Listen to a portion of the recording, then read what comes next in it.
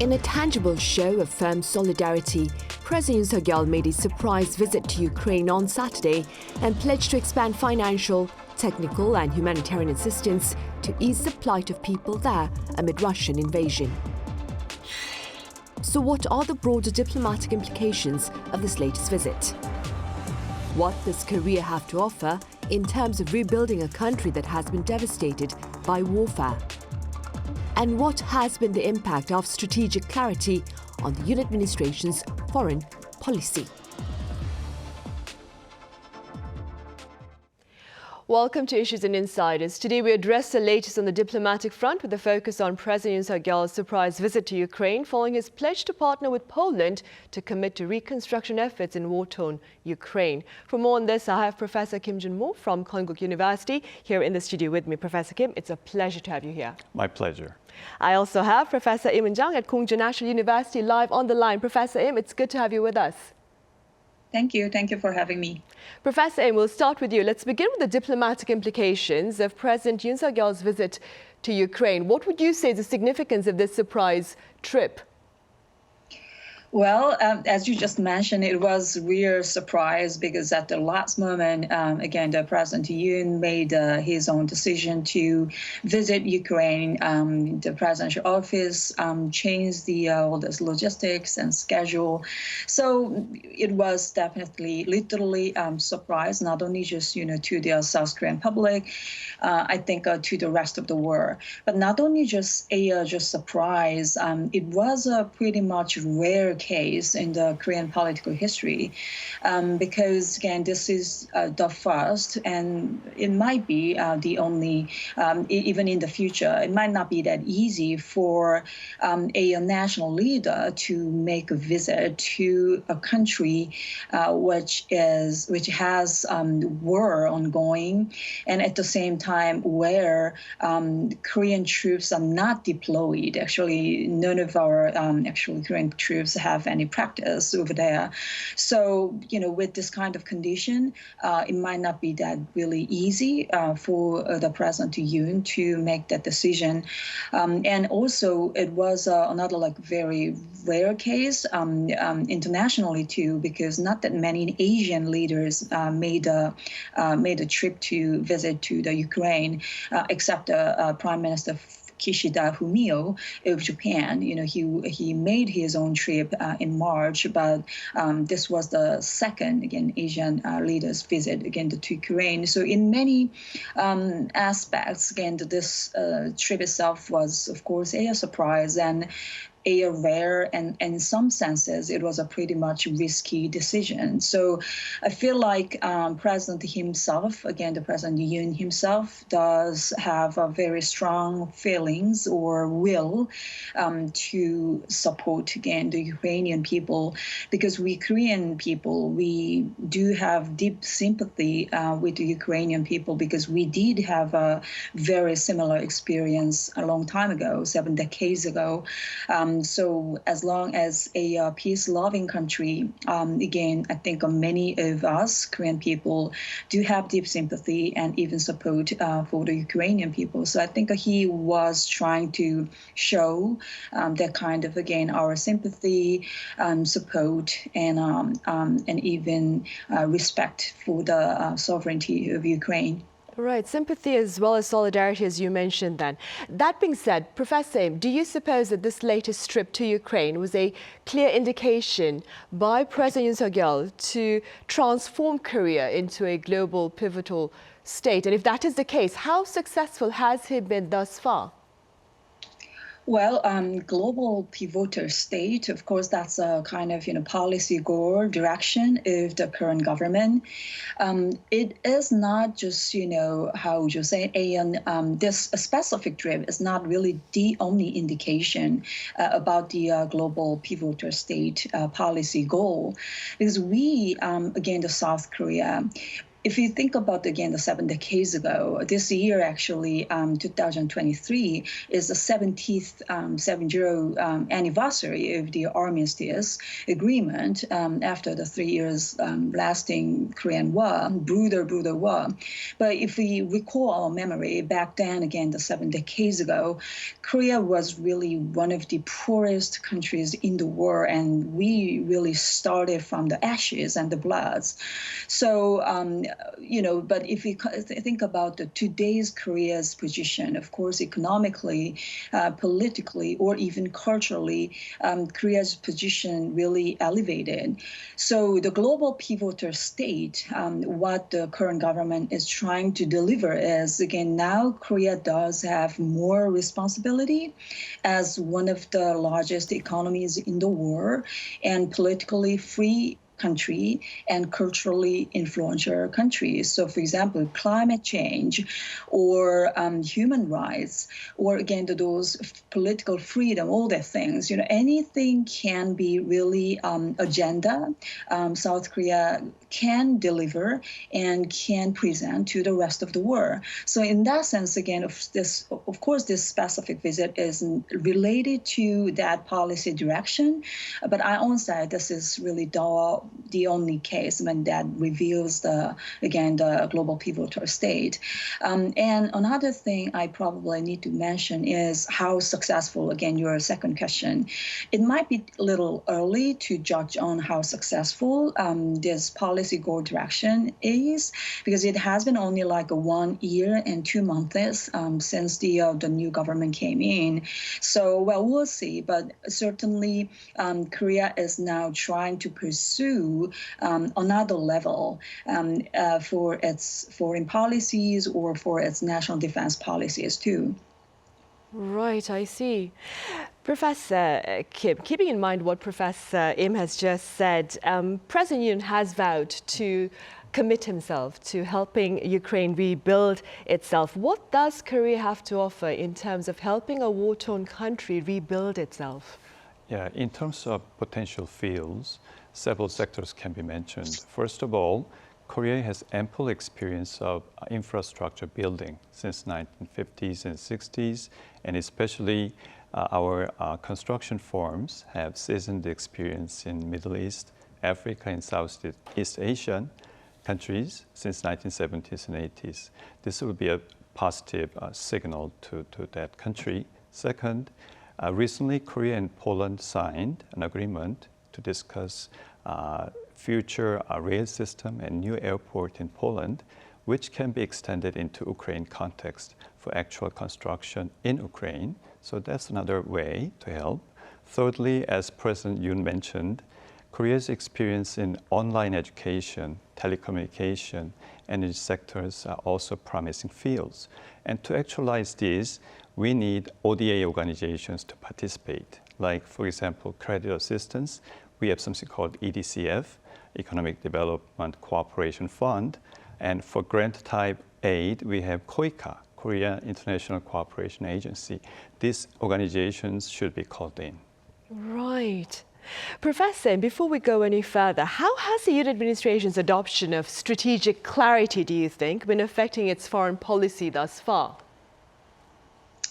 Well, obviously, the current governments chose the strategic clarity rather than a strategic ambiguity, which has been the Korea's actually strategic approaches for many years, which will be understandable, I think, for many people, because, we are divided. Again, we were divided by war, and still, we face all the military threats, conventional and non-conventional threats by North Korea. And we are surrounded by bigger neighbors and so on. So we definitely wanted to have more pragmatic approach, because South Korea is a trading country.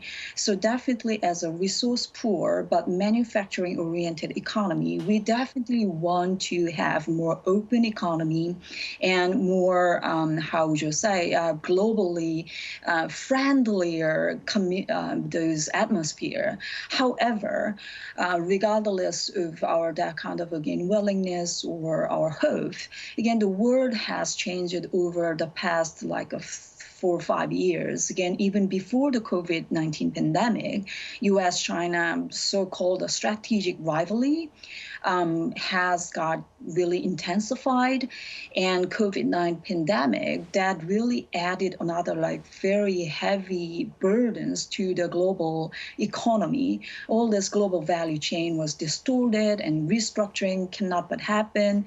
And in addition to this, again, Russia caused the war. So we really now do have a very complex crisis situation. So having had this kind of very complex crisis situation, strategic ambiguity might not be that valid any longer. So in that sense, again, I certainly agree with that kind of again strategic clarity, even though that was not our again what really we wanted to have. But having had all this very different international circumstances, strategic clarity was our choice. So we'll see. Again, at some point, I definitely and we definitely want to see more like open, friendlier world, economically too. But probably for upcoming years, I mean, all this kind of tensions, competitions will be ongoing. And if so, I think we need definitely we need to have a kind of choice. Right. And that being said, as you mentioned earlier, Professor Kim, prior to his trip to Ukraine, President Yoon Suk Yeol was in Poland. And you spoke about agreement between South Korea and Poland to expand the rail and road transportation infrastructure. Keeping that in mind as well, how would you assess the overall trip to Poland by the president? Yeah, as soon as President Yoon came to office last year, he finalized the massive defense deals and nuclear power plant deals, and also expanded horizons of diplomacy in Europe. And this year's visit expands what has been confirmed and further develops the potentials of diplomacy in the field of defense, infrastructure, and even Ukraine reconstruction. The significant point is that Korea's diplomacy and its role and responsibility goes beyond what was in the past. Right. Professor, this latest trip to Poland by the Yoon Suk Yeol administration is the first, I believe, in 14 years, following that by the Lee Myung-bak administration back in 2009. What would you say, Professor Im, is the importance of Korea seeking to expand ties with Poland? Well, in many ways, again, the Korea-Poland bilateral ties, I think, is very much important because, Poland and South Korea, Poland, we made our diplomatic ties in 1989, which was very early, actually the first one among Middle and Eastern European countries, again, who used to be under more like a communist influence. Again, Poland was the first one, actually, who got the official diplomatic relationship with the South Korea. And 2013, you mentioned again 2009's President Lim Eun-jung's visit, but 2013, this bilateral relationship was upgraded to strategic partnership. Strategically, that does mean that again, strategically this Thai relationship is important too. If you think about the geography, that does make a lot of senses. Again, as we all know, Poland suffered from the foreign invasion as well, just like Korea, mostly or, mainly because of the geographic location. Again, the Korean peninsula is between the Eurasian continent and the Pacific Ocean. And likewise, again, the Poland's position was somewhere in between, again, the Soviet or even Germany was just there. So Nazi Germany invaded Poland, and Soviets was very much close to the Poland. So Poland, their geographic location, geostrategic location, and Korea's geostrategic location, we do see a kind of, I think, similarity, which means, again, that both countries can feel much more sympathy, again, to each other. Because of that geographic location, we did have a very bitter, tragic experiences in history, but However, these two amazing nations have trying to, overcome all this difficulty. As long as South Korea is here, we are very apart, which means we cannot, or we don't want to, absolutely, we don't want to. We cannot be a really direct threat to the Poland, which means, again, we can build more and more trust, again, between the two. Again, we share the similar experience and we share the value. And as long as geographically way apart between us, again, we can, strengthen our trust. So in many ways, I think Poland-Korea, Korea-Poland relationship can be upgraded further in the future. Right, and staying with that, Professor Kim, Poland accounts for, I believe, 70% of Korea's defense exports last year alone, that is. And President Yoon revealed during his latest trip to Poland that an additional arms deal had been sealed. How do you explain the growing demand for Korean defense equipment in the global market? Yes, in terms of capacity, there are several things to mention. First, with increasing threat from North, we have built and maintained large-scale weapons production facility, which gives us price competitiveness as well as quality, which was increased dramatically in recent years. Secondly, we have maintained interoperational capacity with NATO and US military standards, which means Korean weapons can be readily used by US allies and NATO countries. Third, we have strong civilian sectors like shipbuilding, electronics, auto industry. All those are backbone to the defense industry. Together with this capacity issue, downsized defense industry of Europe gave us windows of opportunity to enter the market and get a timely hit. Right, I see. Good to know. Professor Kim, Polish President Andrzej Duda, he called for Korean defense equipment to be made in Poland as well.